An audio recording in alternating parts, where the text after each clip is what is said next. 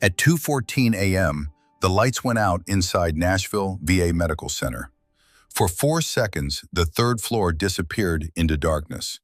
And in those 4 seconds, something changed in the woman standing beside bed 312.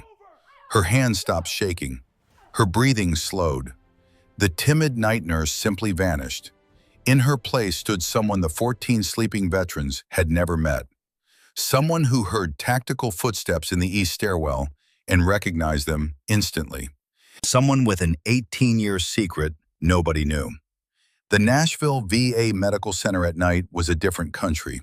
The fluorescent hallways that buzzed with doctors and clipboard-carrying administrators during the day emptied into long corridors of humming machinery and soft-soled shoes.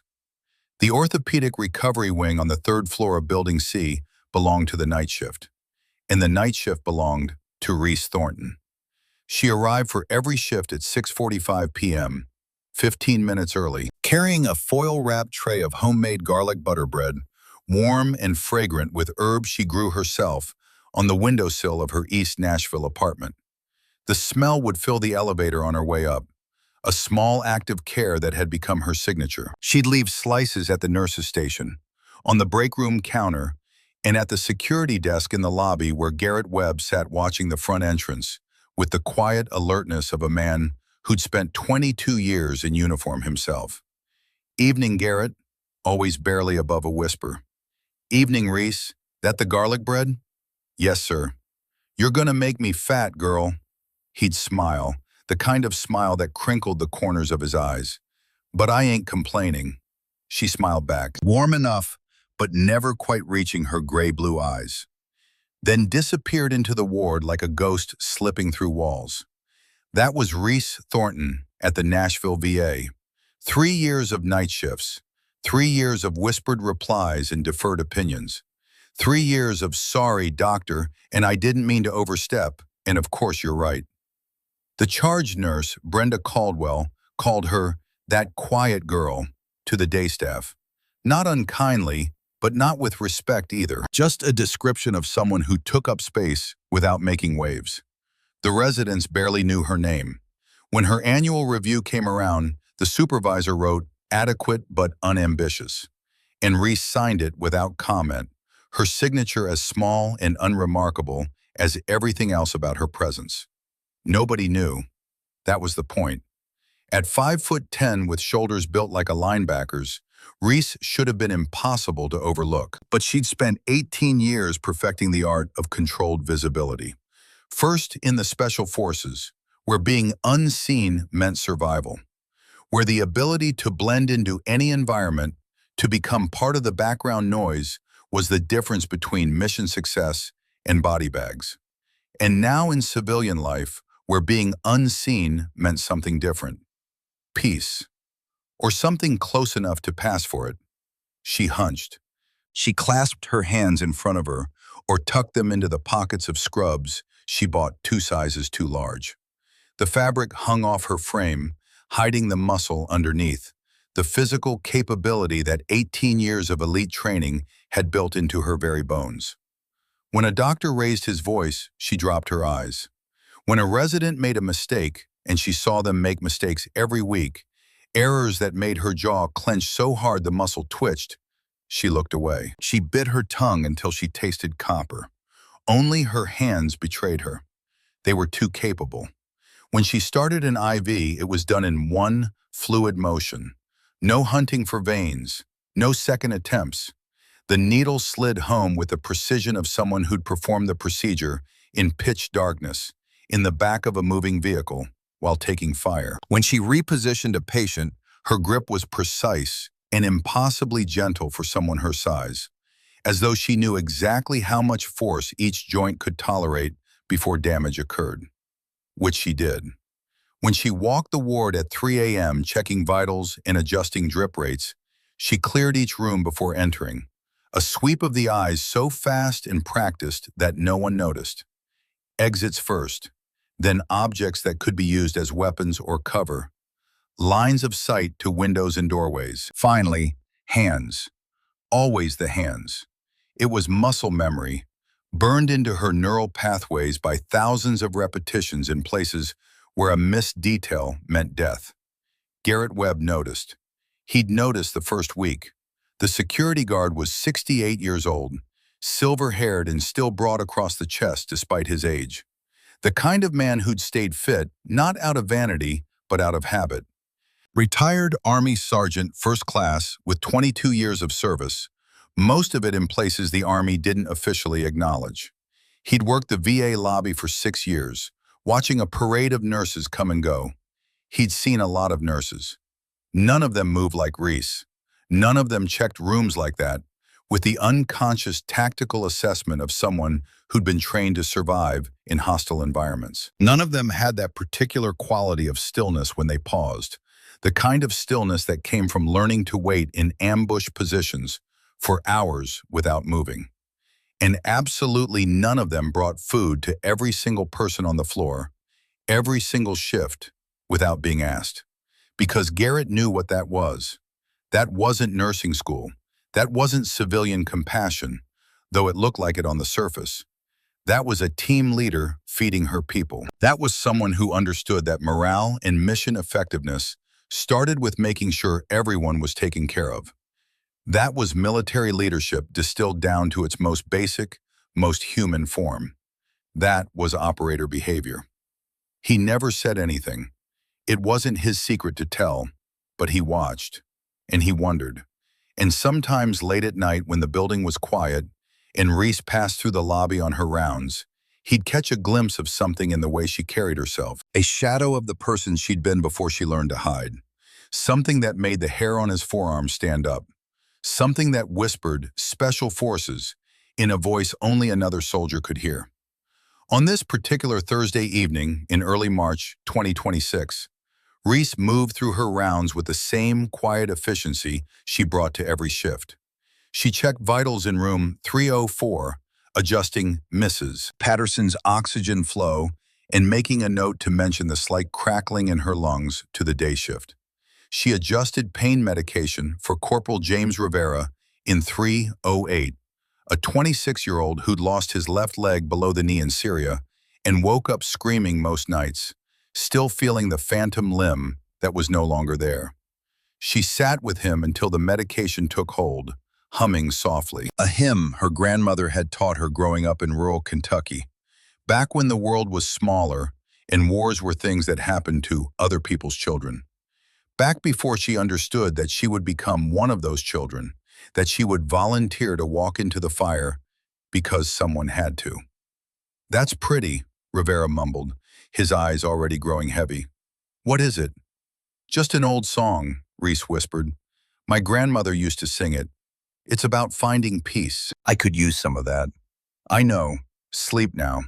I'll be right outside if you need me." Her last stop before midnight was room 312, Randall Kowalski.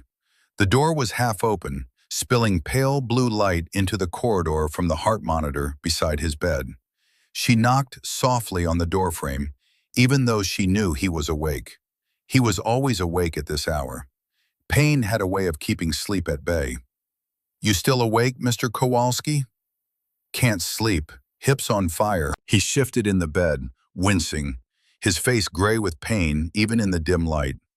"Feels like someone's grinding glass into the joint." "I'll adjust your medication. And I told you it's Randy. Mr. Kowalski was my old man. God rest him." She pulled up a chair and checked his IV, her fingers moving over the line with practiced efficiency. Randy was 63, a retired master sergeant and the angriest patient on the floor. Not angry at her, never at her, but angry at everything else. Angry at the VA. Angry at his defective hip implant that had failed for the third time. Angry at his body for betraying him after 26 years of service. After all the things it had endured and survived, only to be brought down by a piece of metal that was supposed to help. He was recovering from his third revision surgery, and he was in constant, grinding pain that the medications only dulled, never quite erased. He was also the only patient who asked Reese questions about herself. Fort Campbell for a few years. Beautiful Fort Campbell for a few years. Beautiful country down there. Eastern part. Small town. You wouldn't know it.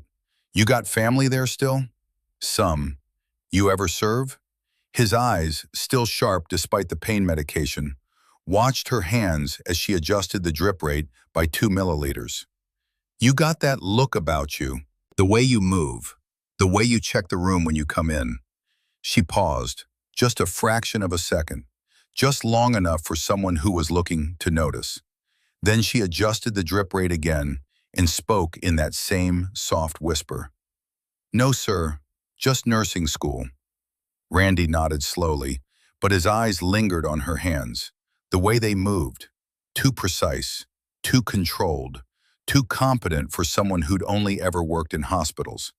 He'd seen hands like that before, in Afghanistan, in Iraq, in a dozen other places where America sent its warriors to do the things that needed doing in the dark. But he didn't push. Everyone had their reasons for keeping secrets. God knew he had enough of his own. On Randy's nightstand, illuminated by the blue glow of his heart monitor, sat a framed photograph. She'd noticed it her first night caring for him, and every night since it pulled at something deep in her chest. 12 operators in full combat gear, standing on the tarmac at Bagram Airfield, Afghanistan. February 2019. ODA 5-134, 5th Special Forces Group. She knew every face in that photograph, knew their names, their stories, their strengths and weaknesses, knew which one told terrible jokes and which one could fix anything with duct tape and wire, knew who missed home the most and who pretended not to care. She was in it, second row, far left, wearing sunglasses and a boonie hat that shadowed most of her face. But the shoulders were unmistakable. The stance, the way she held her rifle, muzzle down but ready to come up in a fraction of a second. Randy Kowalski didn't know that. He'd looked at that photo 10,000 times over 7 years and never connected the broad-shouldered operator in it to his quiet night nurse who whispered and brought bread and apologized for existing. 7 years tomorrow, Randy said quietly, his voice catching on the words like they were stones in his throat. Reese's hand froze on the IV line for just a fraction of a second. Then she continued, smooth and professional and invisible. Since Tommy, she knew. She'd known since midnight when the date changed. March 7th. The anniversary burned into her memory like a brand, like the scars she carried on her body from 8 deployments. 7 years since the night that divided her life into before and after. 7 years since she'd held a dying man and begged God for a miracle that never came. Get some rest, Mr. Kowalski, she said softly. I'll check on you in an hour. She stepped into the hallway and pressed her back against the wall, out of sight of the door. Under her scrubs, her right hand found the smooth metal disc in her pocket, an ODA 5-134 challenge coin. She squeezed it until the raised Special Forces crest bit into her palm, using the physical pain to anchor herself against the tide of memory threatening to pull her under. Around her neck, under the fabric of her scrubs, a filed, smooth dog tag hung on a plain chain. No text visible. She'd sanded it down herself, erasing the name letter by letter with progressively finer grades of sandpaper and tears and whiskey in the basement of her apartment at 3 a.m. when the memories got too loud and sleep was impossible. But she didn't need to read it. She knew whose it was, would always know.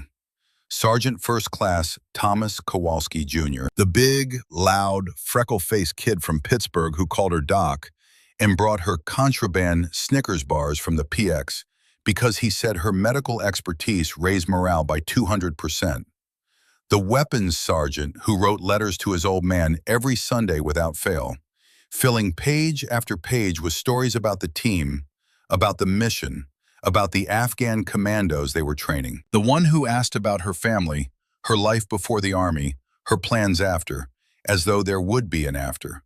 The man she'd held for 47 minutes in a drainage ditch in Nangarhar province while rounds impacted 30 meters away, close enough that she could feel the concussion of the impacts through the ground. 47 minutes of CPR and chest decompression and a field thoracotomy performed with a headlamp and a scalpel from her kit, her hands slick with his blood as she fought against death itself.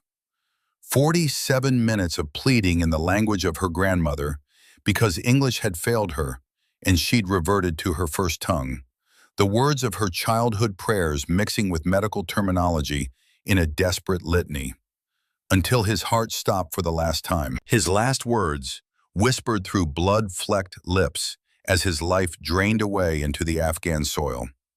"Tell my old man I didn't waste it, Doc. Tell him I didn't waste any of it."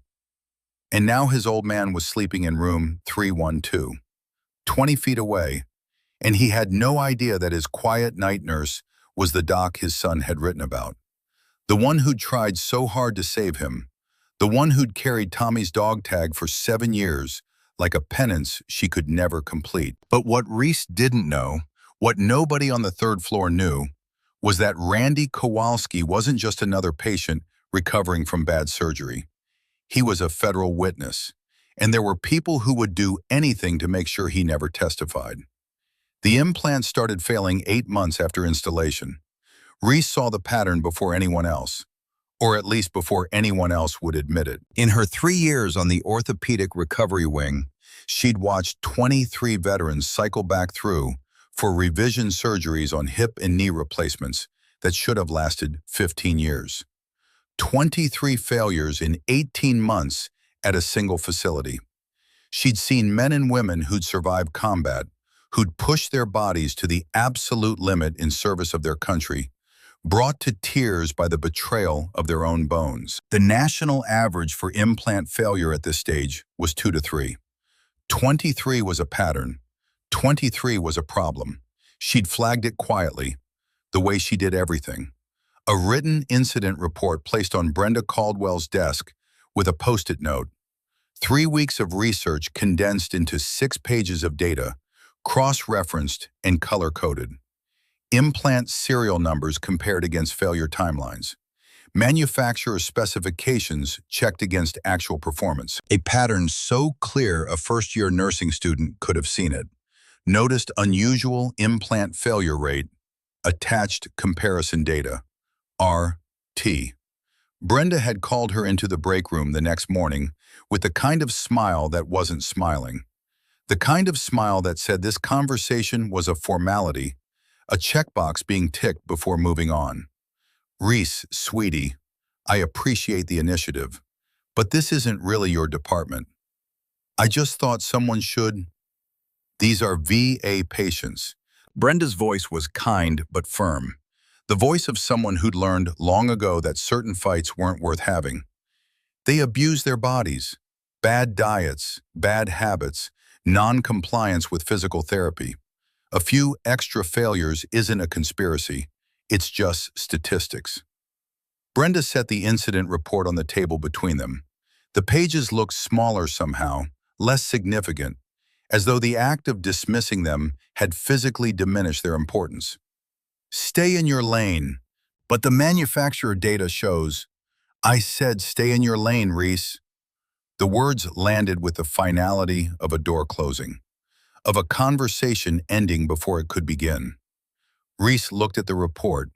3 weeks of research, late nights in her apartment, cross-referencing databases in medical journals, implant serial numbers tracked across multiple facilities, a pattern so clear it screamed for attention.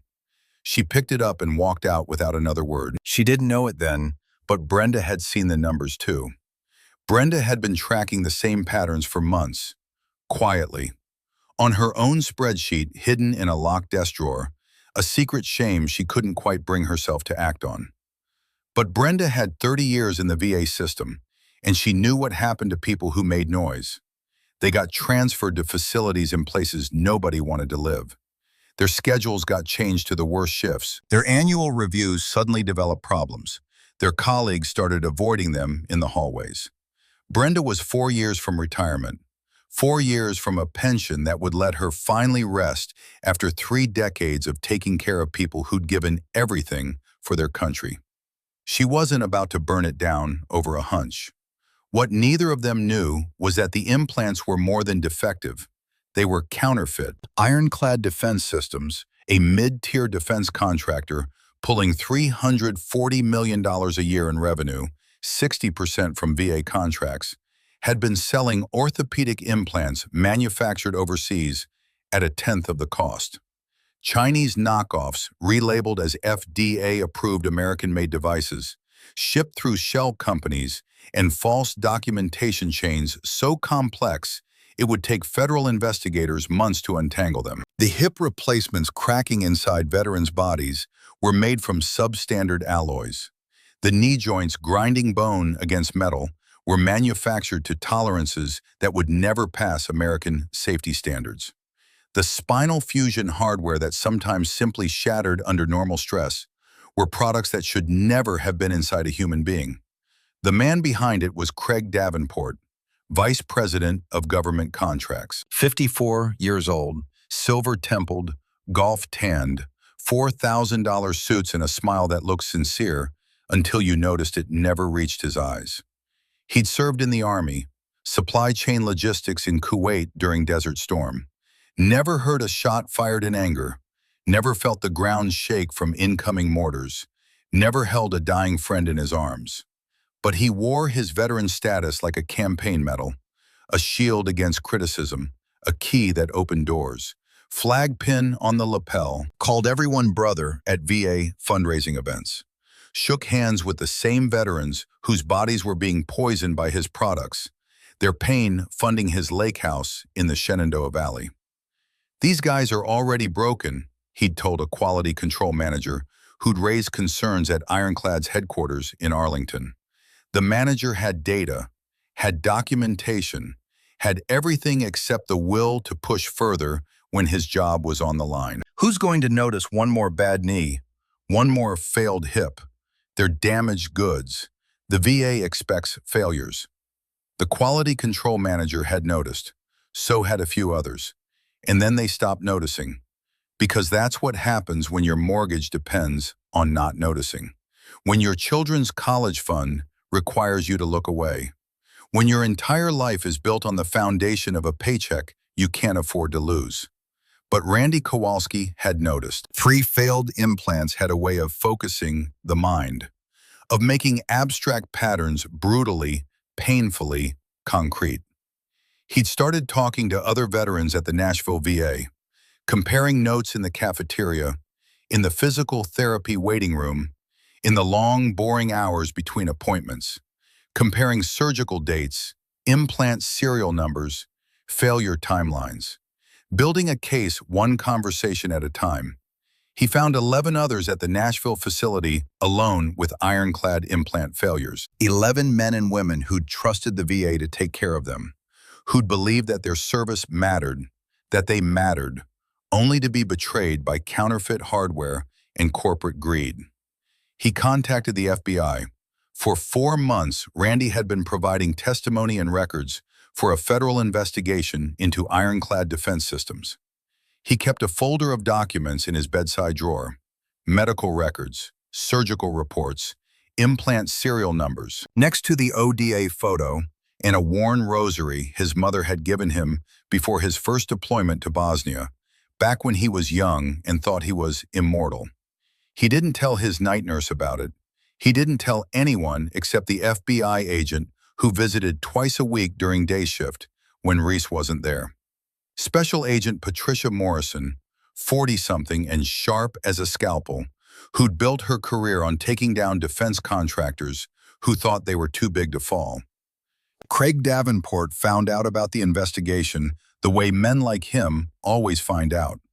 A contact at the VA Regional Procurement Office in Washington, the same man who'd been steering sole source contracts to Ironclad for years, collecting a quiet percentage under the table, called with the news that a federal grand jury was being convened, that subpoenas were being prepared, that the carefully constructed house of cards was about to collapse. The key witness was a retired master sergeant at the Nashville VA, room 312. Davenport considered his options over a bourbon at the Hermitage Hotel Bar, 3 blocks from the hospital. Old Fitzgerald, neat, $60 a pour. He had a wife in McLean, Virginia, who'd grown accustomed to a certain lifestyle.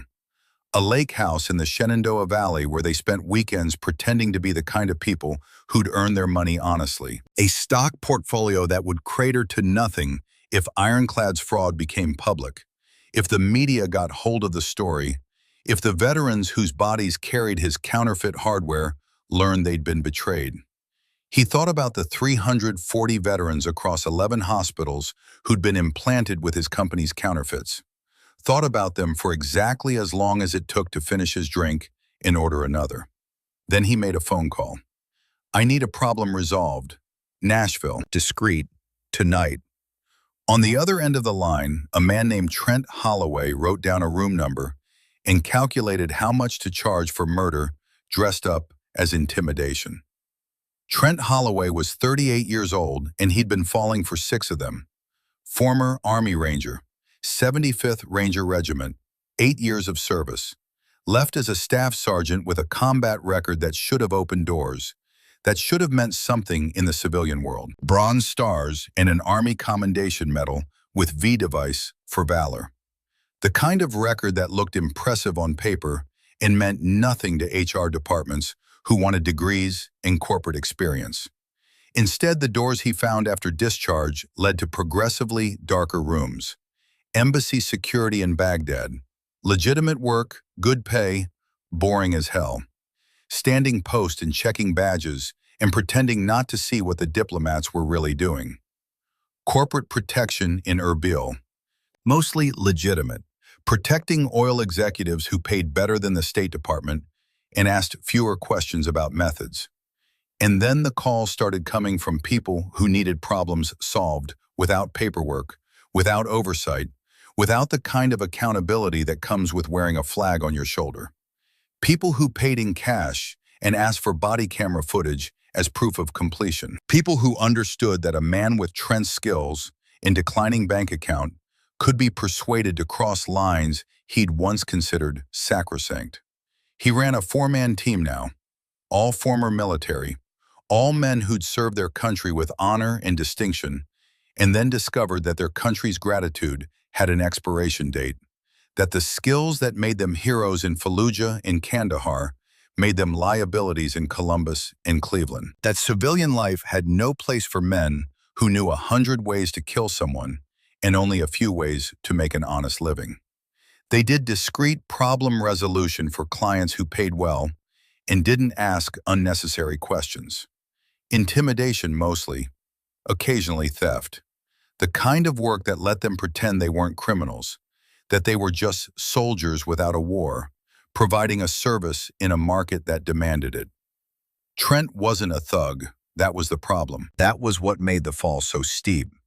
He was professional, controlled, precise, a soldier who'd simply pointed his training in a direction that paid better than the VA disability checks that never seemed to cover the rent, who'd convinced himself that the work was necessary, that someone had to do it, that his skills shouldn't go to waste just because the Army didn't need him anymore.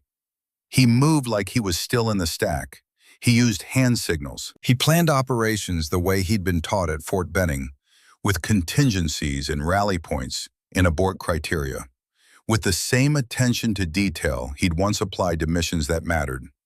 He was what Reese could have become, the dark mirror, the path not taken. At 1:45 a.m. on Thursday night, Trent and his 3-man team entered the Nashville VA Medical Center through a service entrance on the building's east side. A cloned maintenance badge, purchased for $800 from a disgruntled facilities employee who gambled too much and paid attention too little, got them through the door without triggering any alarms. They wore black tactical gear, plate carriers and ballistic helmets, carried suppressed Sig Sauer P-32Os loaded with subsonic ammunition, and moved with the coordinated efficiency of men who'd done this kind of work before, who'd trained together until they could communicate with nothing but hand signals and eye contact. Though never at a VA hospital, never against veterans. Trent tried not to think about that part, tried not to think about the fact that the men sleeping in the rooms upstairs had worn the same uniform he had taken the same oath, had bled for the same flag. Tried to compartmentalize it the way he'd been taught, to focus on the mission and ignore the moral calculus. They had one objective: access room 312, retrieve or destroy Randy Kowalski's documentation, and convince him, through whatever means necessary, to recant his FBI testimony, to suddenly develop memory problems, to decide that maybe he'd been mistaken about those implant failures. They were authorized to use necessary force. Trent understood what that meant. Had understood it the moment Davenport used those words on the phone. Necessary force was a euphemism, a way of saying kill him if you have to, without actually saying the words. He also understood that Davenport hadn't specifically ordered anyone killed. Plausible deniability, the currency of cowards, the thing that let men like Davenport sleep at night while men like Trent did their dirty work. At 2:14 a.m., Trent's communications specialist, a former Signal Corps sergeant named Pike, cut the power to Building C at the junction box in the basement. Simple work for someone who'd spent 6 years managing tactical communications networks. Snip the right wires, flip the right breakers, and an entire building goes dark. The lights died floor by floor, the darkness rolling upward like a tide. Emergency generators kicked in 4 seconds later, bathing the hallways in dim red light. Just enough illumination to move by, just enough to make everything look like a scene from a horror movie. Upstairs on the 3rd floor, the skeleton night crew experienced those 4 seconds of darkness differently. Marcus Hayes, the 24-year-old nursing assistant on his 3rd week at his first hospital job, stood at the nurse's station and felt his stomach drop. The red emergency lighting made the hallway look wrong, alien, like something from a nightmare. His hand found the phone without him consciously deciding to reach for it. And Marcus seriously considered whether this job was worth $12 an hour. Brenda Caldwell was in the medication room counting narcotics for the shift log, a tedious but necessary ritual that kept the DEA happy. She looked up at the red lights and muttered a profanity she'd learned from her ex-husband. Power failures at the VA meant paperwork. She sighed and went back to counting. She sighed and went back to counting pills. Garrett Webb was in the lobby 1 floor down. He felt the lights go and his hand went to the radio on his belt.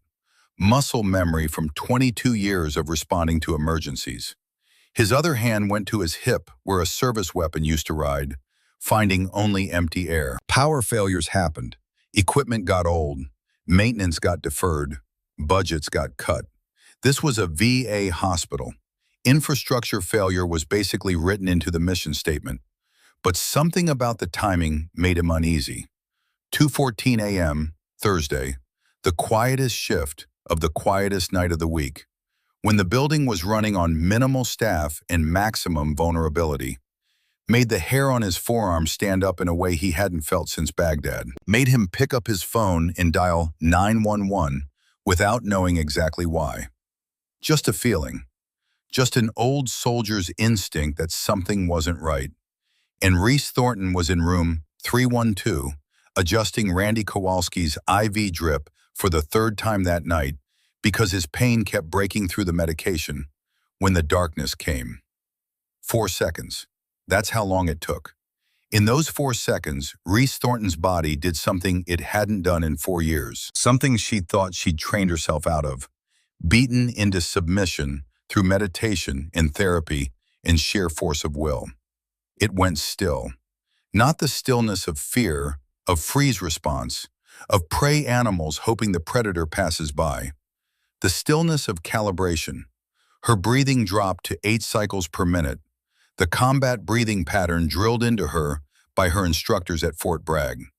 Her vision adjusted to the sudden darkness, pupils dilating automatically. Her hands, which had been trembling slightly, they always trembled now, a fine motor symptom she attributed to stress, and her body attributed to 18 years of hypervigilance, went perfectly steady.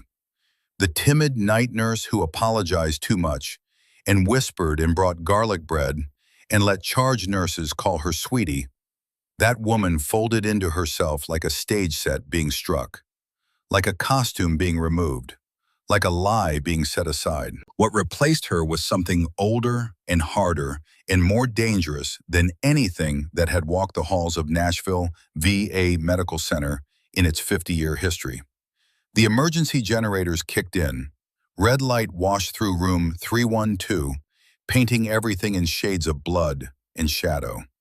Randy Kowalski slept on, sedated by pain medication, his breathing deep and regular, unaware that his world was about to change, unaware that the quiet nurse who brought him bread was about to become something else entirely. On his nightstand, the ODA 5-1314 photo caught the red glow. 12 faces in amber shadow, including hers, though neither of them knew it yet. Reese heard the stairwell door open. Most people wouldn't have noticed it over the generator hum. A subtle metallic click, followed by the whisper of hydraulic hinges, sounds that barely registered above the ambient noise of a hospital at night. But Reese had spent 18 years listening for doors opening in the dark. In caves in Kunar province where the darkness was so absolute you could lose your hand in front of your face. In compounds in Helmand where the wrong door opening at the wrong time meant everyone in the room was going to die. In safe houses in Aleppo where hostile surveillance was constant and doors opening could mean compromise, capture, execution. She counted footsteps, 4 sets, tactical cadence, heel-toe, measured spacing, the deliberate rhythm of men trained to move as a unit, each one covering a sector, each one trusting the others to do their jobs. Not hospital staff. Hospital staff shuffled and squeaked and talked. Not maintenance workers. Maintenance workers used flashlights and complained. Not security. Security moved in pairs at most, and they moved like civilians, like people who'd never had to consider that every corner might hide an enemy. Operators. She looked at Randy, asleep, mouth open slightly. One hand draped over the edge of the bed, IV line trailing from his arm like an umbilical cord connecting him to life. She looked at the ODA photo on his nightstand. Tommy's face grinned at her from 7 years ago, freckled and sunburned and alive in a way he'd never be again. She looked at the door. And Reese Thornton, who had spent 4 years trying to be invisible, who had spent 4 years running from the person she'd been, made a decision that would make invisibility impossible forever. She stepped into the hallway. Marcus Hayes was frozen. He stood behind the nurse's station, one hand on the phone, the other gripping the edge of the counter so hard his knuckles had gone white. The red emergency lights made his shadow stretch long and crooked down the corridor, a distorted version of himself that looked like something from a nightmare. He could hear something in the stairwell. Footsteps, more than one person, moving with purpose, moving like they knew exactly where they were going and what they were going to do when they got there. And something about those footsteps, the precision of them, the deliberate cadence, the way they seemed to move in perfect synchronization, told him this was not a normal night at the VA. He didn't see Reese coming until she was right in front of him. She grabbed his shoulders, not gently. Her grip was iron, her fingers digging into his deltoids with enough force to make him gasp. And her eyes were different. Marcus would tell his mother about this later, on his first day, who'd been patient and in kind when he'd fumbled with the medical tape. But her eyes had gone flat and focused in a way that made every hair on his body stand up. Like she was looking through him, past him, at threats he couldn't see. Like she'd become something predatory. She spoke in a voice he'd never heard from her. Low, clear, commanding. The voice of someone who expected instant obedience and had never been disappointed. No trace of the whisper. Marcus, look at me. She waited until his eyes met hers, until she had his complete attention. There are armed men in this building. I need you to move every ambulatory patient into rooms 318 and 320. Lock the doors. Push the beds against them. Do it now. Go. Marcus went. He didn't question it. He didn't ask how she knew. Didn't ask why she was giving orders instead of calling security. Didn't ask why her entire demeanor had changed.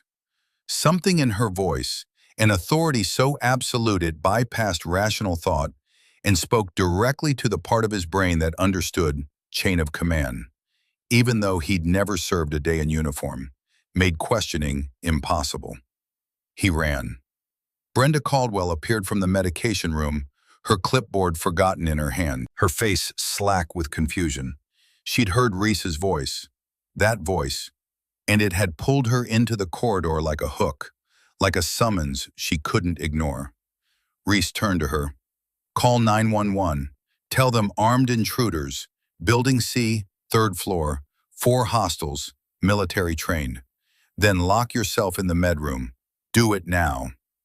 Brenda stared. In 3 years, she had never heard Reese speak above a whisper. In 3 years, she had never seen Reese stand at full height, shoulders back, taking up space like she had every right to it.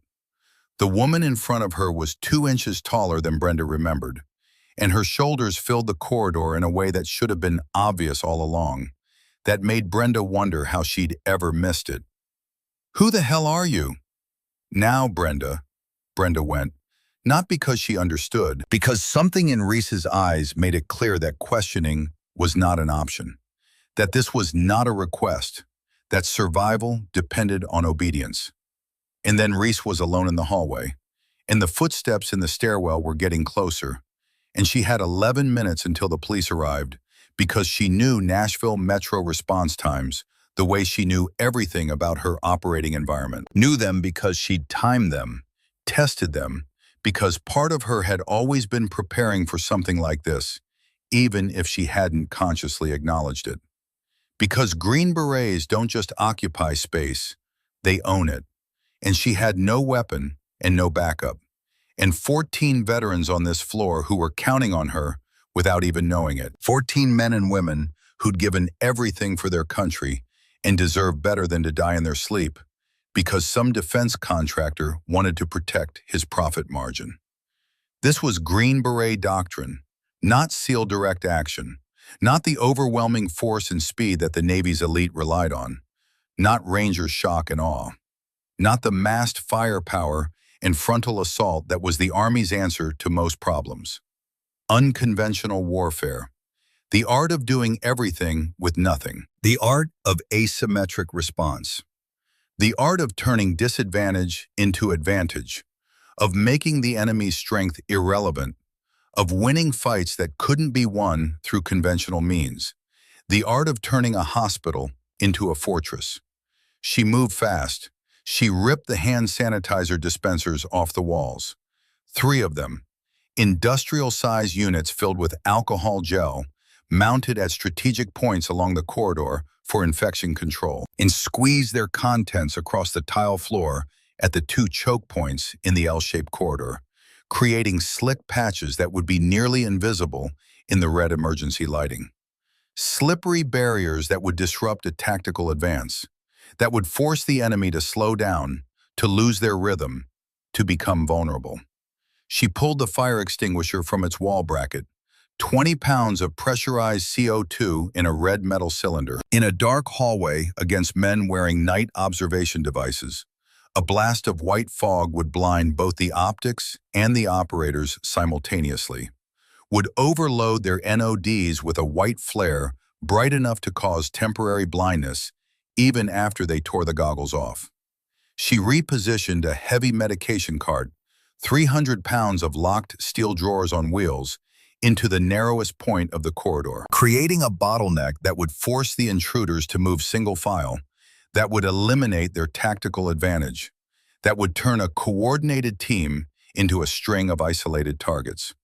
She disconnected an IV pole from its base in the supply room, 6 feet of aluminum tubing with a weighted base, light enough to swing fast, heavy enough to do damage. A staff, a weapon. In Afghanistan, she'd once neutralized an insurgent with a tent pole during a compound raid when her rifle had jammed. This was better. Aluminum instead of fiberglass. Better balance, better reach. Then she did the thing that would have made her instructors at Fort Bragg proud. The thing that would have earned a nod of approval from Master Sergeant Rains, who'd taught her that darkness was an asset, not an enemy. She opened the utility closet, found the breaker panel, and killed the emergency lights on the third floor. The corridor went black. Perfect. Absolute darkness. The intruders had night observation devices, expensive equipment, probably Generation 3 or better, that turned darkness into twilight, that gave them a massive advantage over anyone without the same technology. She didn't have nods, didn't have night vision, didn't have anything but her memory of the space and her training. But she'd worked this floor for 3 years. She knew every corner, every door, every squeaky tile, knew which floorboards creaked and which stayed silent, knew every supply closet and connecting corridor and blind spot, had memorized it all without consciously meaning to, because that's what operators did. They owned their environment. In Afghanistan, she'd operated in caves where the darkness was so absolute you could press your fingers to your eyes and see no difference, where the only way to navigate was by touch and memory and trust, where light meant death because it gave away your position. Darkness isn't the enemy, she told herself, and felt the truth of it settle into her bones like an old friend arriving unannounced, like a forgotten skill returning at the moment it was needed most. Darkness is where Green Berets live. She positioned herself behind the doorframe of room 310, 2 doors down from Randy's room, and waited, patient, still, the way she'd waited in 100 ambush positions in a dozen countries, controlling her breathing, controlling her heartbeat, becoming part of the environment. The IV pole rested against her shoulder. Her breathing was slow, 8 breaths per minute. Combat breathing, the rhythm that kept her calm, kept her focused, kept her ready. Her hands were steady. The footsteps reached the 3rd floor. Inside room 312, Randy Kowalski's eyes opened. The pain medication had started to wear off. His hip burned with a deep, grinding ache that made his breath come short, that made him want to cry out, but he'd learned long ago that crying didn't help. But it wasn't the pain that woke him. It was the silence, the wrong kind of silence. Randy had been a soldier for 26 years. He knew the difference between the quiet of a hospital at night and the quiet of men moving with hostile intent. Knew it in his bones, in the part of his brain that never quite left the battlefield, even after he'd come home. He couldn't stand, not without help. Not 3 days post-surgery with hardware holding his pelvis together, with muscles and tendons still healing from being cut and moved and stitched back together. But he could see. Through the crack in his door, illuminated by the dim glow of his heart monitor, he watched shadows move in the hallway, watched Reese move through the darkness like she'd been born to it. And then he saw her position herself, saw her grip that IV pole with the casual confidence of someone who'd used a weapon 1,000 times before. Saw her settle into a stance that was pure operator, pure warrior, pure controlled violence waiting to be unleashed. And Randy Kowalski, who'd led men through Fallujah and Mosul and a dozen other places whose names were still classified, who'd earned his combat infantry badge and his expert infantry badge and his master parachutist wings through blood and sweat and will, recognized what he was looking at. Through the pain and the fog of medication wearing thin, through the confusion of the red emergency lights and the unexpected darkness, he saw her. Really saw her. Holy Mother of God, he thought. That's an operator. That's Special Forces.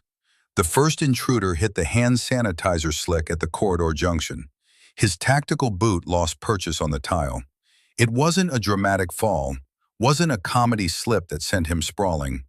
Just a half second of disrupted balance. A single, stumbling step that shifted his weight forward and pulled his weapon off target. That broke his rhythm and his focus.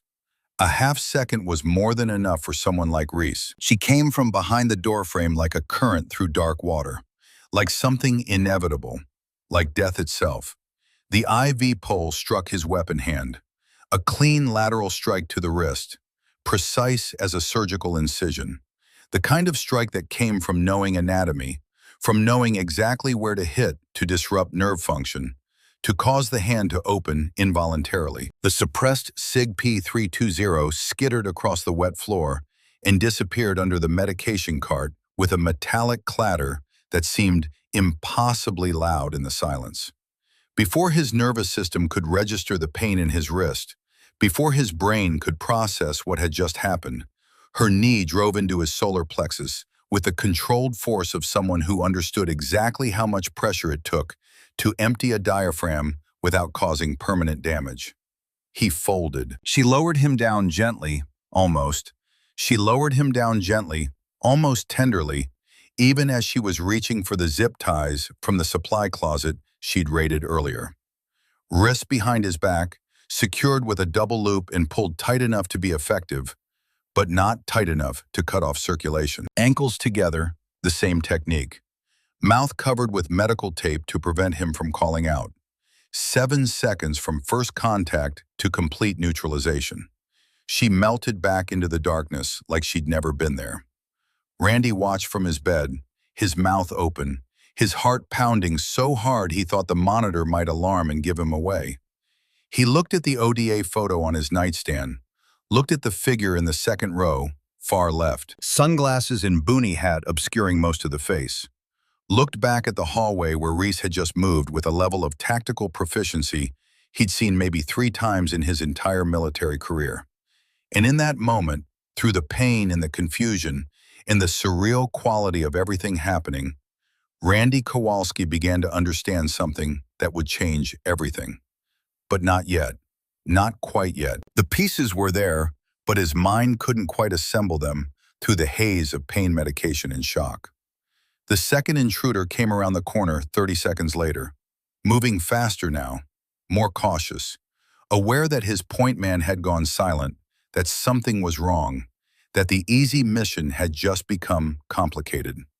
His night observation devices painted the hallway in green-gray phosphor, turning the darkness into a twilight landscape of shadows and angles. He saw the medication cart. He saw the wet floor, could see the sheen of liquid on the tiles even through the NODs. He didn't see Reese, because she was in the room to his left, behind the door, holding the fire extinguisher like a weapon, her finger on the trigger, waiting for the perfect moment. The CO2 blast hit him square in the face, a thunderclap of white fog that overloaded his nods with a blinding flare, that turned his carefully cultivated night vision into a liability, and simultaneously filled his lungs with freezing gas, the temperature differential causing his airways to spasm, his body to rebel against the unnatural cold. He tore at his goggles, gasping, blinded, unable to breathe properly, unable to see, unable to do anything but react to the immediate sensory overload.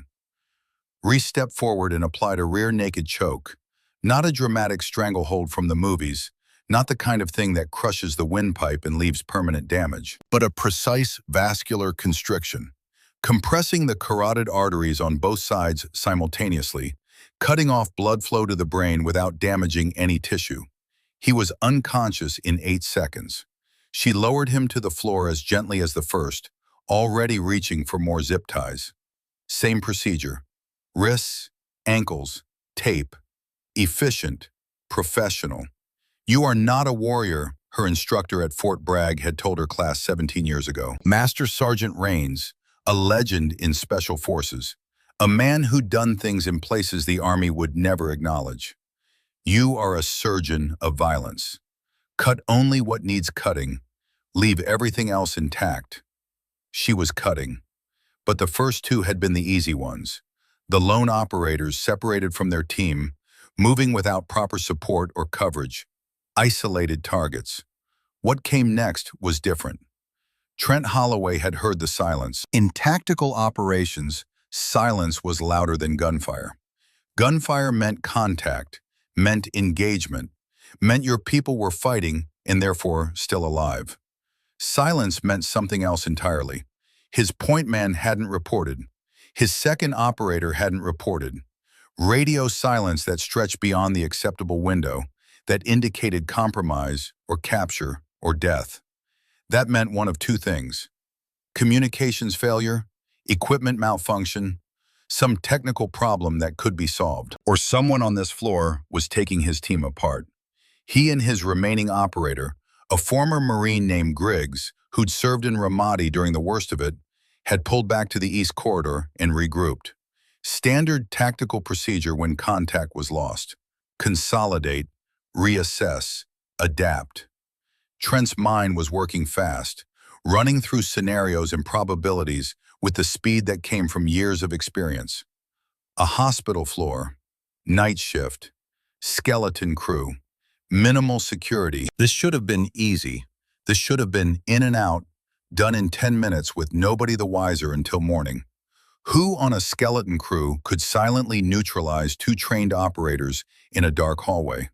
Who had the skill, the knowledge, the capability? The answer was no one. Unless the person wasn't what they appeared to be. "We've got a player on this floor," Trent said quietly to Griggs. "Not a civilian. Hospital security?" Griggs kept his weapon up, scanning the darkness through his NODs. "No, someone with real training, someone who knows what they're doing." They advanced together, back to back, covering angles the way they'd been taught, the way they'd done in Fallujah and Ramadi and Baghdad. Trusting each other completely because trust was the only thing that kept you alive in situations like this. This was different from the first two. These were men who expected resistance now. Men who were scanning every shadow and doorframe, who had their weapons up and their fingers on the triggers, who were ready for contact. But Reese wasn't in the shadows anymore. She'd moved through the supply room that connected to the parallel corridor. A route she knew because she stocked those shelves every Thursday night. Because she knew every inch of this floor better than the men hunting her knew their own weapons. She came up behind them through a door they didn't know existed, moving with the silence that came from years of practice, from thousands of hours of training in how to move without sound. Griggs was closest to her. She took him from behind with the same choke. Carotid compression. Controlled. Precise. The technique so ingrained it was automatic. Muscle memory that didn't require conscious thought. He went down heavy. 220 pounds of former Marine collapsing into her arms. Dead weight that she had to control and lower carefully. And she lowered him as quietly as she could, her muscles straining with the effort.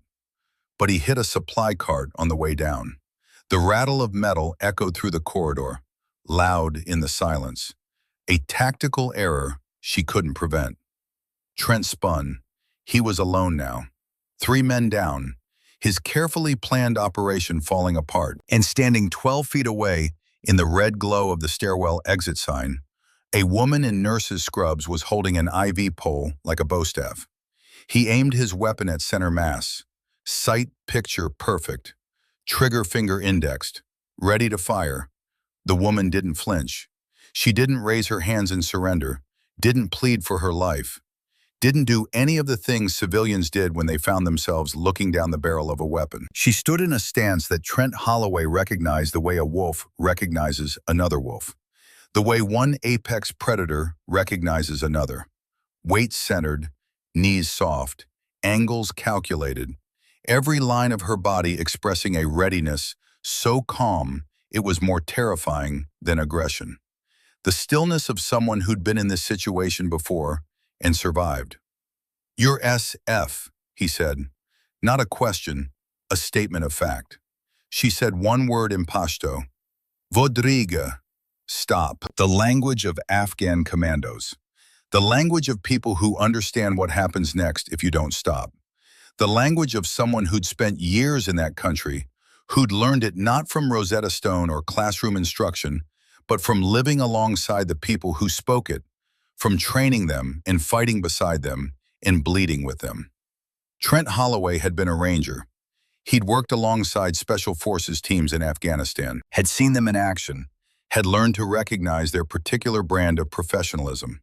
He'd heard that accent before, the precise Nangarhar dialect spoken by someone who'd lived it, not learned it from a textbook or a training course. He knew what he was looking at. He put his weapon on the floor, carefully, deliberately, not because of fear. He'd faced death before. had made peace with it in a dozen firefights, because of recognition. Because the woman standing in front of him was what he'd been before he started falling. Before he'd let desperation and debt and disappointment turn him into someone who took money to hurt veterans. Before he'd crossed the line between soldier and criminal. And in the red light of that corridor, looking at the absolute stillness of her eyes, the complete lack of fear or hesitation, Trent Holloway understood for the first time exactly how far he'd fallen. "I'm done," he said quietly. "I'm sorry." Reese didn't lower the IV pole. Not yet. Trust had to be earned, especially from someone who'd come here to kill. Behind her, she heard a noise, a shuffling, heavy breathing, and then Garrett Webb's voice, breathless from 3 flights of stairs at 68 years old. Holy hell! Garrett stood at the top of the stairwell, his radio in one hand, his eyes wide behind his security glasses. He looked at the 3 zip-tied operators on the floor, looked at Reese standing in the red light with an IV pole across her shoulders, her stance pure warrior, pure operator. And Garrett Webb, who'd spent 22 years in the Army and 6 years watching this woman bring bread and whisper apologies, who'd suspected but never known for certain, started to laugh. Not humor, recognition, vindication, the satisfaction of being right about something that mattered. "I knew it," he said, his voice thick with something like pride, like relief. "I knew the first week. You're a Green Beret, aren't you?" Reese didn't answer, but she didn't need to. The evidence was lying on the floor around her. 3 trained operators taken down without a single shot fired, without a single civilian casualty. The police arrived 11 minutes after Brenda's 911 call, their response time slightly faster than Reese had calculated because Garrett's call had come through first, had been tagged as an active threat at a federal facility. What they found on the 3rd floor of Building C was a scene that would take investigators 3 days to fully reconstruct. That would require statements from multiple witnesses and review of security camera footage from every angle. 4 intruders subdued, 2 zip-tied with medical supply restraints, hands behind backs, ankles together. 1 unconscious, still breathing steadily. 1 sitting against the wall with his hands raised and an expression on his face that the first responding officer, a 10-year veteran of Nashville Metro, would later describe as a man who just met God and realized he'd been praying to the wrong one. 0 patients harmed, 0 staff harmed. 1 night nurse standing in the corridor, holding an IV pole, breathing normally, as calm as if she just finished a routine vitals check. The first officer through the stairwell door was a former Marine. Staff Sergeant Rodriguez, 2 tours in Afghanistan, now wearing a different uniform but carrying the same bearing. He took 1 look at Reese, her posture, her breathing, the controlled precision with which she'd arranged the scene, and said what Garrett Webb had been thinking for 3 years. "Ma'am, what branch?" Reese didn't answer, but Garrett Webb was there. He'd come up from the lobby the moment he heard the commotion, the moment the radio traffic made it clear something serious was happening. Moving faster than a man his age should have, his old Army instincts carrying him up 3 flights before his knees caught up with the decision. He walked up behind Reese and put a hand on her shoulder. Gentle, respectful. "I knew it," he said quietly. "I knew." The next 3 hours blurred into a cascade of flashing lights and radio chatter and FBI agents arriving in dark sedans with government plates. Trent Holloway's body camera, still recording throughout the entire assault, was seized as evidence. 11 minutes of high-definition video that would be played in a federal courtroom, that would be analyzed frame by prosecutors building their case. On that footage, 11 minutes that would end Craig Davenport's life as he knew it. The camera had captured everything, including the pre-operation briefing where Trent confirmed the target, confirmed Davenport's authorization, confirmed the specific instruction to make the witness unreliable, including the phrase necessary force with all its dark implications. Trent cooperated immediately. He gave the arresting officer one statement before being read his rights, before the lawyers got involved, and everything became tactical positioning. Tell the nurse she's the real deal. Then he told the FBI everything. The phone call from Davenport, the payment, $50,000 wired through 3 shell companies to make it harder to trace. The clone badge, the body cameras, the rules of engagement, all of it. As Trent was led away in handcuffs, not zip-tied to a gurney as planned, but walked out under his own power because he'd surrendered peacefully, he passed Reese in the corridor. Their eyes met. He didn't say anything else. He didn't need to. They both knew what they were. Warriors, soldiers, people who'd been trained to do violence in service of something larger than themselves. The difference was what they'd chosen to do with it. One had chosen to protect. The other had chosen to harm. And in that moment, in that brief eye contact, Trent Holloway saw the path he could have taken, the person he could have remained.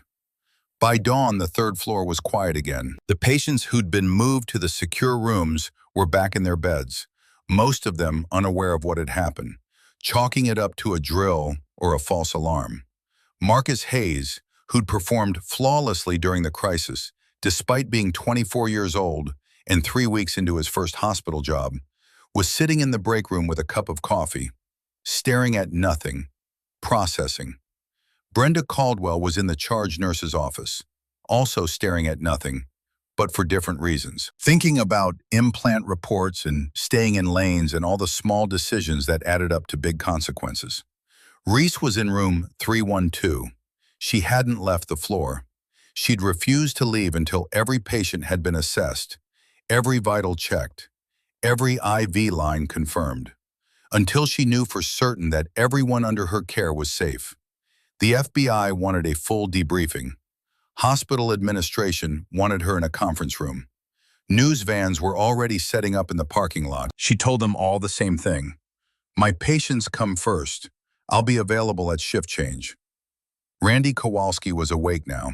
His pain medication had worn off during the commotion, and he was frustrated, not about the intruders, but about having been unconscious for the crucial moments, about missing something important. They tell me my nurse turned into Rambo and I was asleep, he said, slapping the bed rail with his good hand. 26 years in the Army, and I missed the action because of a drip bag.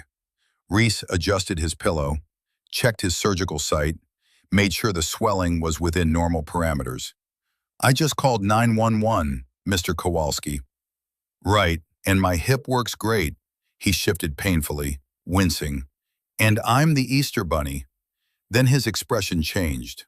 The frustration drained away, replaced by something older and heavier, something that had been building in the back of his mind, pieces clicking together, even through the medication fog.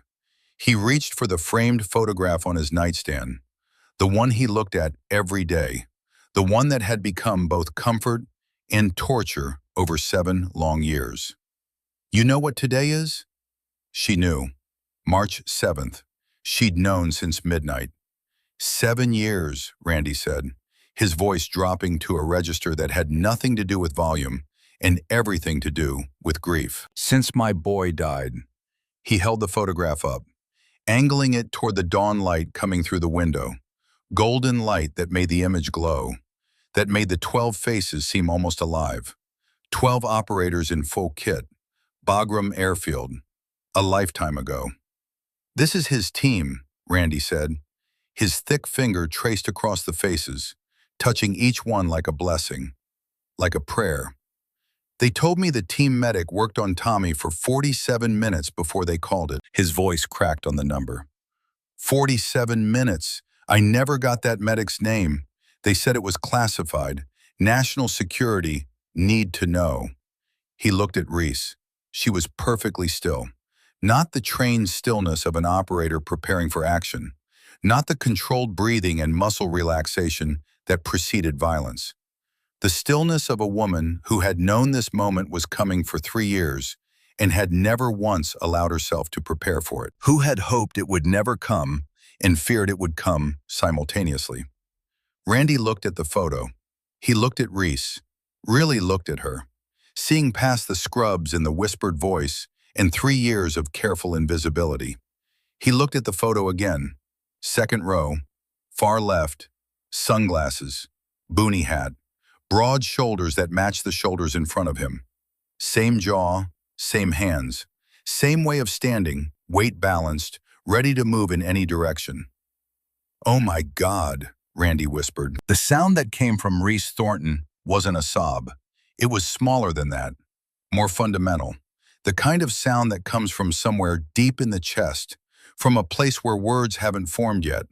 A single exhalation. A fracture in the wall she'd built around herself for 4 years. A crack in the armor she'd welded together piece by piece, late at night in her apartment, trying to become someone new by sheer force of will. A tear tracked down her face. One tear. She didn't wipe it away. She nodded. For a long moment, neither of them moved. Randy stared at the woman who had been his quiet night nurse for 3 months. The woman who had whispered and brought bread and apologized for existing, who had been nearly invisible despite being 6 feet away from him for hours every night. The woman who had held his son for 47 minutes while Tommy died. The woman who had just saved his life. All of it was her. All of it had always been her. His chest felt like it was being crushed. Not from pain, though the pain was there. From something bigger than pain. From gratitude and grief, and a kind of love that didn't have a name, that couldn't be expressed in any language he knew. Randy Kowalski, 63 years old, retired master sergeant, 3 failed hip implants, a walker and an IV line, and a hospital gown that left him exposed and vulnerable, lifted himself out of bed. It must have been agonizing. His face went white. His hands shook on the bedrail. His knees wanted to buckle. Every nerve in his hip screamed at him to stop, to lie back down, to not put weight on the joint that had been cut open and reassembled 3 days ago. But he stood, and he took 2 steps, 2 shuffling, painful steps that felt like miles. And he wrapped his arms around the woman who had held his son for 47 minutes in a ditch in Afghanistan and wouldn't let go. 47 minutes, Randy said into her shoulder. His voice was barely a whisper now, raw and broken. "You gave my boy 47 minutes. You gave him everything." Reese's arms came up slowly, hesitantly, as though she'd forgotten how to accept comfort, as though she didn't deserve it, didn't deserve this man's gratitude, didn't deserve anything but the guilt she'd been carrying.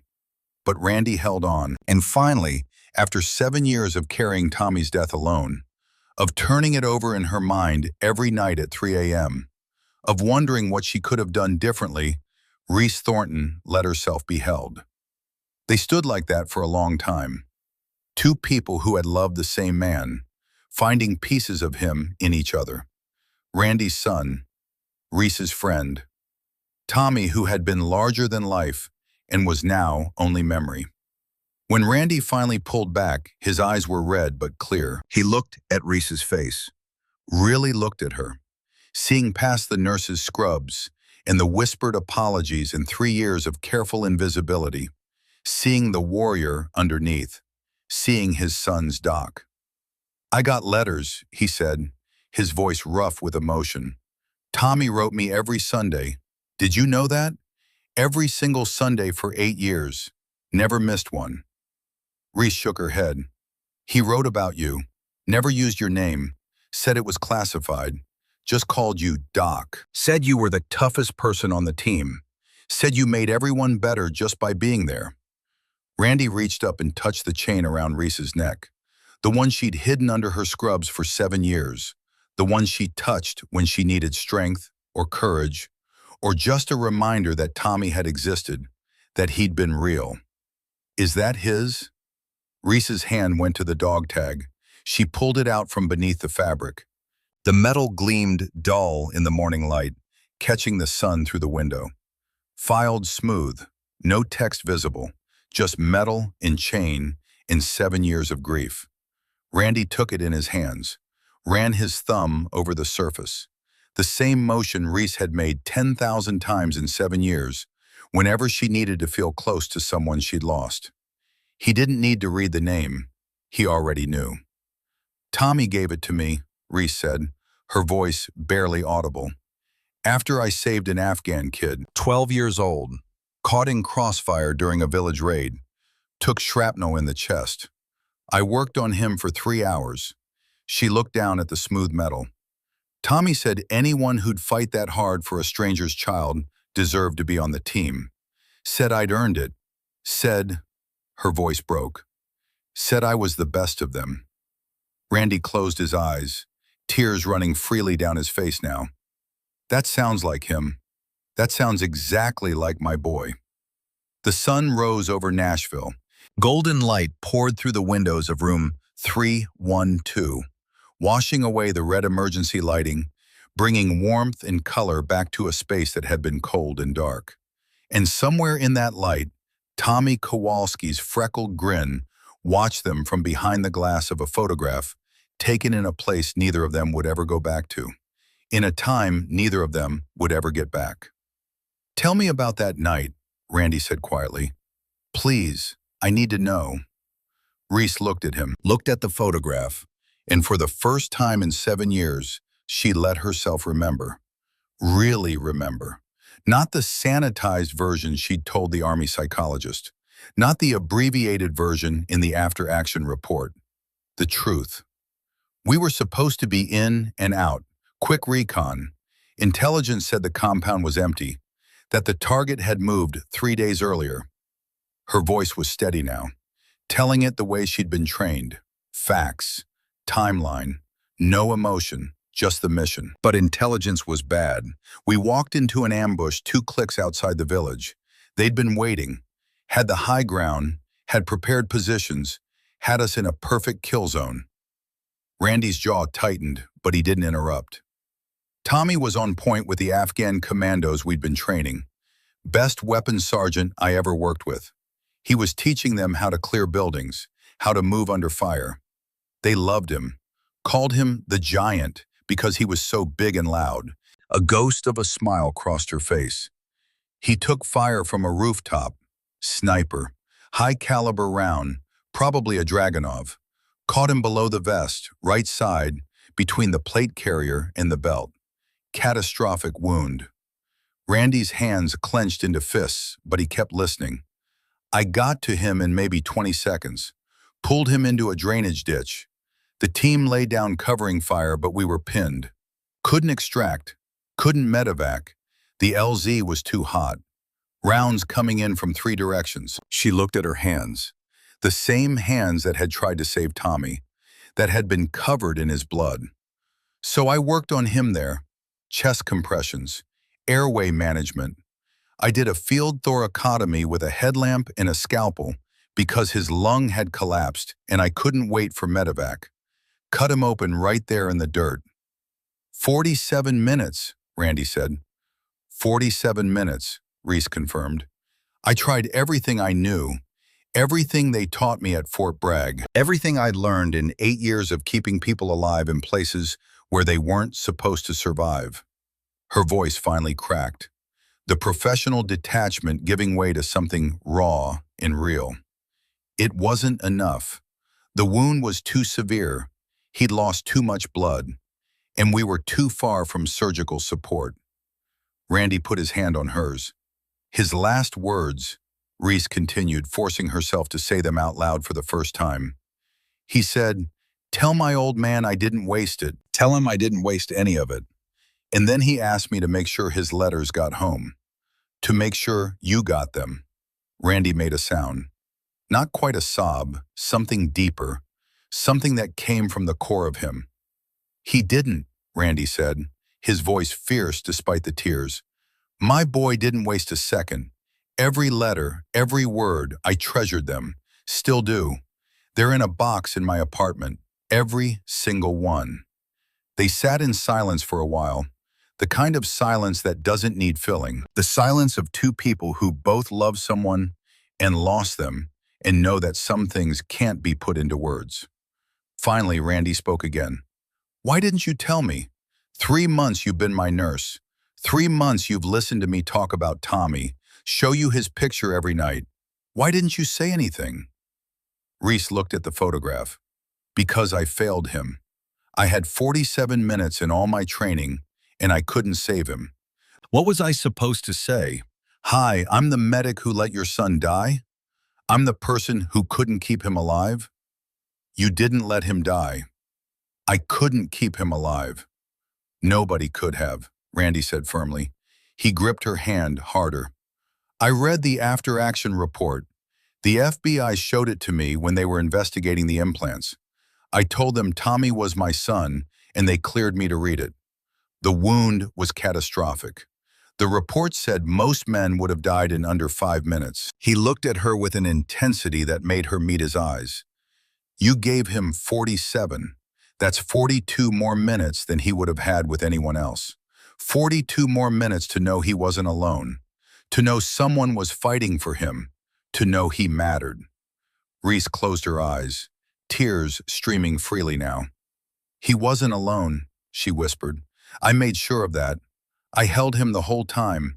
I told him he was brave. I told him his father was proud of him. I told him he'd done everything right. Thank you, Randy said, his voice breaking. Thank you for that. Thank you for giving him those minutes. Thank you for fighting for him. Thank you for not giving up. Randy reached into his bedside drawer, past the folder of FBI documents that had nearly gotten him killed, past the worn rosary his mother had given him before his first deployment. He pulled out a small wooden box, hinged brass, about the size of a deck of cards. Inside, wrapped in tissue paper, was a challenge coin, ODA 5-134. The metal gleamed in the morning light, Special Forces crest on one side, unit designation on the other. Tommy sent this to me 2 weeks before he died, Randy said, his voice thick with memory. Wrote me a letter with it. Said he wanted me to have his coin because he'd earned a new one. Said Doc had given him hers after saving that Afghan kid. Said it was an honor to carry Doc's coin. Sadid carrying 2 coins was bad luck anyway. He pressed the coin into Reese's palm. The metal was warm from being in the drawer, warm from 7 years of being kept close. You already have one. Your own. Now you have his. You earn both. Reese looked at the coin, the raised Special Forces crest, the unit number, the weight of it in her hand, heavier than it should have been. She pulled her own coin from her pocket, the one she'd carried for 18 years, through 8 deployments, through 100 missions. 2 coins, 2 lives, hers and Tommy's. I don't deserve this. The hell you don't, Randy said, his voice fierce now. You held my son for 47 minutes, and last night you stood between me and 4 men who came to kill me. You took them down without firing a shot, without hurting a single patient. You think Tommy would want his coin going to anyone else? Reese couldn't speak, could only hold the coins and feel the weight of them, the meaning of them. Randy leaned back against his pillows, exhausted from the effort of standing, from the emotional intensity of the conversation. But his eyes were clear, clearer than they'd been in years. Thank you, he said again, for fighting for him, for not giving up, for giving him those 47 minutes, and for 3 years of taking care of his old man without me knowing who you were. The door opened. Garrett Webb stood in the doorway. He looked at Randy, looked at Reese, looked at the 2 of them with red eyes and held hands, and understood immediately what had happened. Understood that something profound had shifted, that secrets had been revealed, that healing had begun. I'll come back, he said quietly. No, Randy said. Come in, Garrett. You should hear this too. You earned it. Garrett entered slowly, respectfully, and stood at the foot of the bed, his security guard uniform somehow looking more dignified than it had any right to. Randy looked at his old friend, his battle buddy from Gulf War I, from the long nights on guard duty, from 1,000 shared experiences. Garrett, meet Sergeant First Class Reese Thornton, United States Army Special Forces, The woman who held my son for 47 minutes in Nangarhar province. Garrett's eyes widened. Then his face broke into a smile. Slow and genuine and full of vindication. I knew you were somebody, he said to Reese, but I didn't know you were Tommy's doc. Randy talks about you all the time, the medic who wouldn't give up. She didn't just hold Tommy, Randy said, his voice full of pride. Last night she took down 4 armed men to protect this floor, to protect me, to protect every veteran in these rooms. Garrett nodded slowly. I saw the tail end of it, most professional thing I've ever witnessed. And I've seen a lot in 22 years. Special forces. I should have known. The way you moved, the way you assessed, I should have known. He looked at Reese with something like awe. You know what Tommy used to call you? In his letters? Reese shook her head. Garrett smiled. The quiet storm. Said you were the calmest person under fire he'd ever met. Said you had this way of making everyone around you better just by not panicking, just by being steady. Randy laughed, a short, surprised sound that broke through his tears. That's exactly what he wrote to me, too. The quiet storm. I read that letter 100 times. He said, Dad, Doc is the quiet storm. When everything goes sideways and people are screaming and rounds are flying, Doc just gets quieter. Quieter and faster, and suddenly everyone's calm because Doc's calm. Reese looked down at the 2 challenge coins in her hand. I wasn't calm, she said. I was terrified every single day. That's what made you good, Garrett said. Fear is honest. You just didn't let it run the show. You felt it and kept moving anyway. The FBI wanted their debriefing. Hospital administration wanted their statements. The press wanted their story. The news vans outside had multiplied, crews setting up for the morning broadcasts, already crafting narratives about heroic nurses and military training and violence at the VA. But for that one morning, in room 312, 3 people who understood the weight of service sat together and remembered a kid from Pittsburgh who'd written letters every Sunday and called his medic the Quiet Storm. The ironclad case detonated across the country like a delayed fuse. Within 48 hours of Trent Holloway's body camera footage reaching the FBI's Washington field office, search warrants were executed on Ironclad Defense Systems headquarters in Arlington, Virginia. Agents swarmed the building at 6 a.m. on Saturday morning, seizing computers and files and hard drives, shutting down the carefully constructed machine that had been poisoning veterans for profit. Craig Davenport was arrested at his Nashville hotel at 6:15 a.m., still wearing his $500 pajamas, still wearing the flag pin he'd left on his suit jacket the night before, his golf tan going gray under fluorescent booking lights as the reality of his situation became clear. Ironclad stock crashed 72% in a single trading day. The CEO held an emergency press conference and threw Davenport under the bus before lunch, reading a carefully prepared statement about rogue employees and corporate oversight failures. The board of directors fired Davenport before the market closed, as though that would be enough to save the company. It wasn't. The company faced $180 million in federal penalties, a class action lawsuit from 340 veterans across 11 VA hospitals who'd been implanted with counterfeit hardware, criminal charges for fraud, for conspiracy, for violations of federal contracting law so numerous the indictment ran to 63 pages. Davenport's speeches at veteran charity events were replayed on cable news.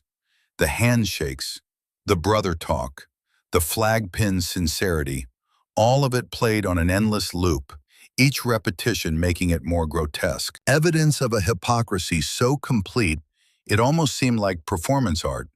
He was sentenced to 22 years in federal prison. He cried at the sentencing hearing, apologized to the veterans he'd harmed, begged for mercy he'd never shown them. The judge was unmoved. You wore a uniform, the judge said. You took an oath, and then you betrayed every principle that uniform represents. Not for necessity, not for survival, for profit, for a lake house and a stock portfolio. 22 years. The gavel fell. The Nashville story broke locally first. Night nurse stops armed intruders at VA hospital and went national within hours when the military connection surfaced. When reporters learned that the quiet nurse who'd taken down 4 trained operators was a decorated Green Beret who'd served 8 deployments, Garrett Webb gave an interview to a Nashville affiliate that got picked up by every major network, that went viral on social media, that turned him into an overnight celebrity. I watched that woman for 3 years. She moves like a ghost. I served 22 years in the Army. I know special operations when I see it. I knew she was hiding something. I just never said anything because it wasn't my secret to tell. Brenda Caldwell walked into the hospital director's office 3 days after the assault and placed a folder on the desk. Inside, 18 months of quality assurance records she'd been tracking on her own. Implant failure data, serial numbers, patterns she'd documented and then hidden because she was afraid, because she'd chosen her pension over her principles. I knew something was wrong, Brenda told the investigators, her voice steady now, no more excuses. Reese told me. She brought me data. She showed me the pattern, and I called it normal. I told her to stay in her lane. She looked at the director, at the FBI agents, at the weight of her own failure. That's on me.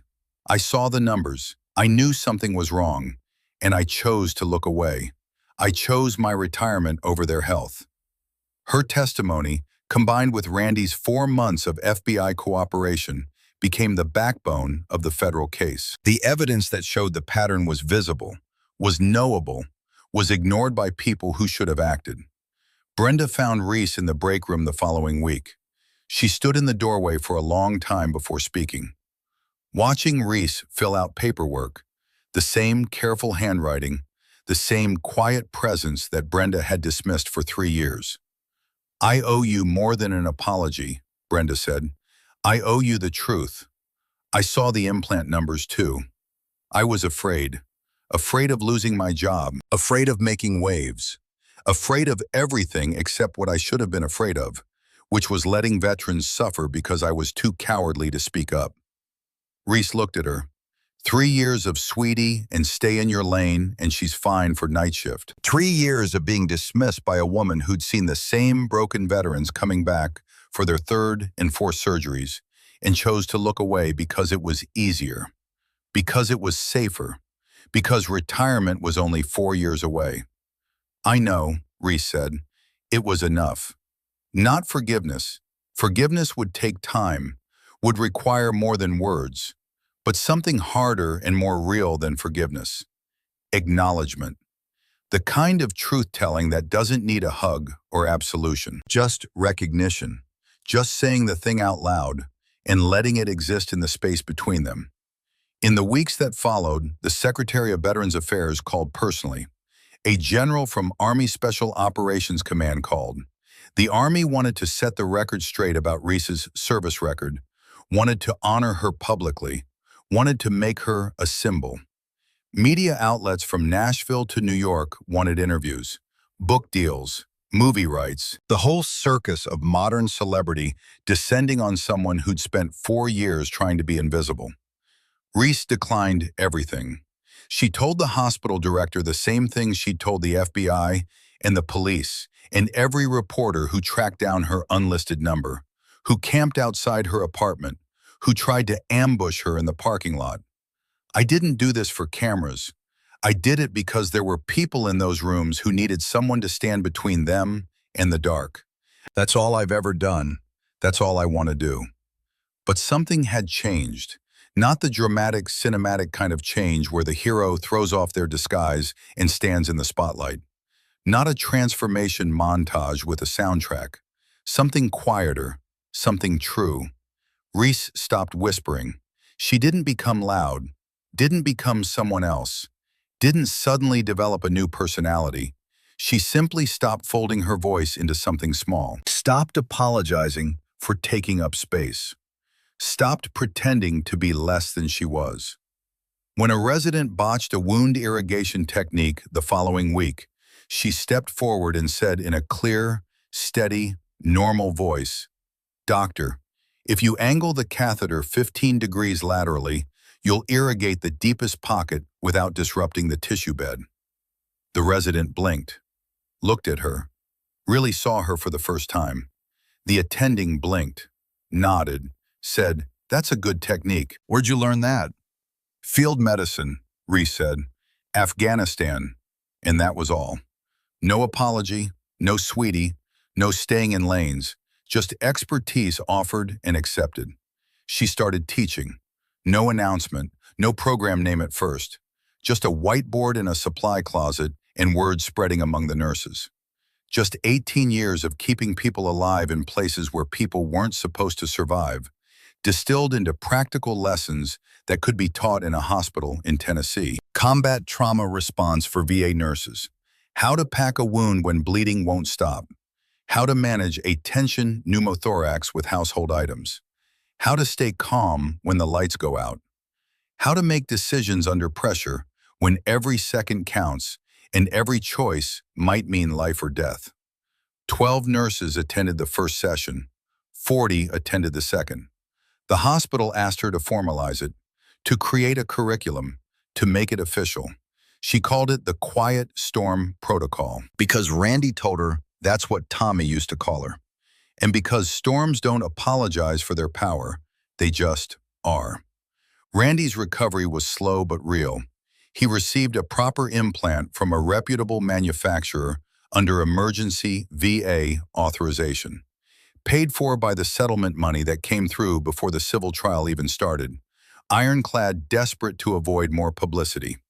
Reese was his night nurse throughout, not because she was assigned to him, because neither of them asked for a change, because there was comfort in the connection, in the shared memory of someone they'd both loved. They didn't talk about the photo every night, but sometimes at 3 a.m., when the ward was quiet and the Nashville sky was dark outside the windows, Randy would say something like, "Tommy loved terrible jokes. Did you know that?" And Reese would say, "I know. He told the same 3 jokes for 8 months straight. We all pretended to laugh every time because it made him happy." What were they? Why did the chicken cross the road? To get to the other side. What do you call a bear with no teeth? A gummy bear. Why don't scientists trust atoms? Because they make up everything. Randy laughed, really laughed. The kind of laugh that was half joy and half grief, that acknowledged both the absurdity of life and the pain of loss. That's my boy. That's exactly the kind of dumb joke he'd love. And they'd sit together in the quiet. 2 people who loved the same man, finding pieces of him in each other, in stories and memories, and the particular quality of laughter that comes from remembering someone who's gone. 6 months after the assault, Randy was discharged. He could walk without a walker, could stand without wincing, could move through the world like a person instead of a patient. On his last day, he came to the nurse's station where Reese was doing paperwork. "I got something for you," he said. He handed her a photograph, not the ODA team photo, a different one. Randy and Tommy at a Steelers game. Tommy was maybe 16, gap-toothed and grinning, face painted black and gold, holding a foam finger. Randy's arm around his shoulders, both of them laughing at something the camera couldn't capture. "That's from before," Randy said, his voice soft. "Before the Army, before everything, when he was just my kid who loved football and terrible jokes and his old man." He pointed to Tommy's face. "That's who you saved. Not just the soldier. The kid who loved his old man and wrote letters every Sunday. The kid who couldn't wait to come home and watch Steelers games on the couch." Randy's voice thickened. "You gave him 47 more minutes of being that kid, and I'll never forget it." Reese took the photograph with shaking hands. Look at young Tommy, unburdened by war, still innocent of everything that would come. "Thank you," she whispered. Randy smiled, squeezed her shoulder. "No, Doc, thank you." He left the hospital that afternoon, walking on his own, head up, future open. Garrett Webb, who'd been waiting in the lobby to drive him home, stood and saluted as Randy passed. Randy returned it, sharp, crisp, the salute of soldiers who understood what it meant. Two old soldiers, understanding without words. Reese went back to work that night. She brought garlic bread. She checked vitals. She hummed her grandmother's hymn at 3 a.m. But she hummed it louder now, loud enough for patients to hear, loud enough to fill the corridors with something besides machinery hum and suffering. And when they asked what it was, she told them, "It's an old song my grandmother taught me, about finding peace after the storm, about being still after the chaos." And for the first time in 7 years, when she smiled, the smile reached her eyes. In her pocket, 2 challenge coins clicked together as she walked. Her own and Tommy's. Both earned, both carried. Around her neck, 1 dog tag, smooth and warm from her body heat. Tommy's name erased but his memory intact. On the wall of her apartment, 2 photographs now. Tommy in Afghanistan, grinning in the sun. Operator, warrior, brother. Tommy and Randy at a Steelers game, before the world got complicated. Son, kid, future. 3 months later, on a warm June evening, Reese Thornton stood in the parking lot of Nashville VA Medical Center at the end of her shift. The sun was setting. Golden light painted the sky in shades of amber and rose, the kind of sunset that made everything look softer, more forgiving. She pulled out her phone and looked at a photo Randy had sent her that morning. Him and Garrett at a Predators game, both grinning, both walking without assistance, both looking 10 years younger than they had 6 months ago. The text below read, "Tommy would have loved this. Wish you were here, Doc." She smiled. Typed back, "Next time, save me a seat." Around her neck, the dog tag rested against her chest, smooth and warm. In her pocket, 2 challenge coins clicked together as she shifted her weight. Behind her, through the lobby windows, she could see Marcus at the nurse's station, Brenda making her rounds, new faces learning what it meant to care for warriors who'd given everything. Ahead of her, the parking lot stretched toward the city, toward home, toward whatever came next. Reese Thornton had spent 18 years learning how to be a warrior. She'd spent 4 years learning how to hide. And now, finally, she was learning how to be both. To be soft and hard. To be gentle and fierce. To bring bread and carry coins. To whisper when the moment called for silence. And to command when darkness came. She got in her car and drove toward the sunset. Tommy's voice echoed in her memory from 7 years ago. From a different sunset in a different country. From a conversation they'd had after a particularly difficult mission. "Doc, you know what makes you different? You fight just as hard to save lives as you did to take them. Most people, they're one or the other. Killers or healers. You're both. That's rare." She understood now what he meant. The fight never ended. It just changed forms. And she would keep fighting. For Randy, for Tommy, for every veteran who walked through those doors needing someone to stand between them and the dark. Not because she had to, because she chose to, because that's what warriors do. They answer the call, every single time. There's a saying in Special Forces, something they teach in the Q course, something that becomes part of your DNA if you stay long enough. The mission is the reason. The team is the family. Reese Thornton had found her mission again. Not the missions the Army gave her. Not the operations planned by colonels in air-conditioned offices thousands of miles from the fight. Her mission, the one she chose for herself. To protect, to serve, to stand between the vulnerable and the dark. And she'd found her family. Not the team photo family, though she'd never forget them. A new family. Randy and Garrett and Marcus, and even Brenda, all of them bound together by one night when everything changed.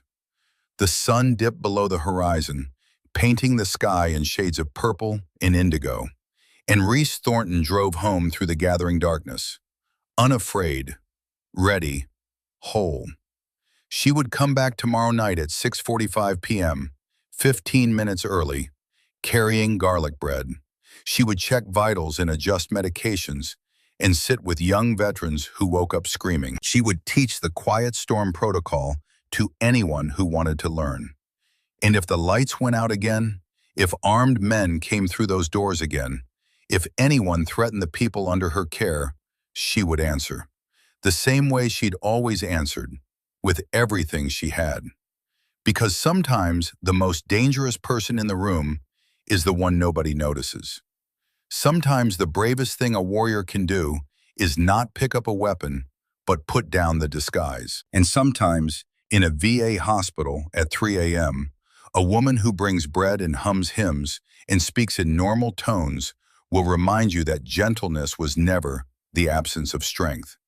It was strength, choosing to be soft, until the moment came to be hard. And then, when that moment passed, choosing softness again. Because that's what real warriors do.